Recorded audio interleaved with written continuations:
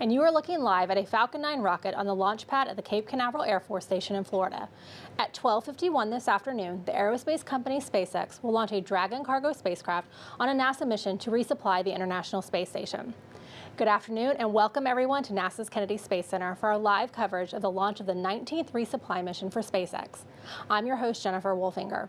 We are about 28 minutes away from the planned liftoff of a Falcon 9 rocket from the coast of Florida. The mission? To fly much-needed astronaut supplies and research experiments up to the International Space Station. And we have a team of correspondents across the country helping us cover all the angles of this launch. We will head to the Mission Director Center here on the Space Coast to get updates on the weather and the countdown. And we'll head west to SpaceX headquarters in Hawthorne, California, and check in at Mission Control Houston at Johnson Space Center.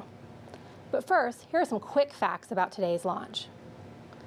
SpaceX transported the Falcon 9 rocket out to the launch pad and lifted it to the vertical launch position for the 19th cargo resupply mission to the International Space Station. This is the third flight for this Dragon spacecraft and the first time this Falcon booster has been flown. Dragon will deliver more than 5,700 pounds of astronaut supplies and payloads for science research to the orbiting laboratory. The launch window today is instantaneous, which means SpaceX must launch at the exact second for the planned liftoff or try again another day. The plan is to keep the Dragon spacecraft docked to station for about a month before bringing it back to Earth. The Dragon spacecraft will be filled with critical materials to directly support science and research that will take place on the International Space Station.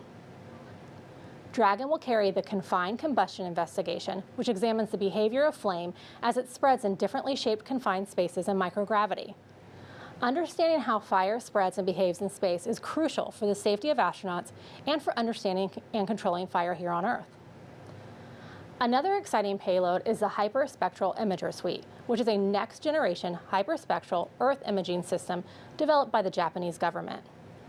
It provides space-based observations for tasks such as resource exploration and applications in agriculture, forestry, and other environmental areas. The Mighty Mice in Space, or Rodent Research 19 investigation, will research features that influence muscle degradation to prevent skeletal muscle and bone loss during spaceflight and enhance recovery following return to Earth. This study could also support the development of therapies for a wide range of conditions that cause muscle and bone loss.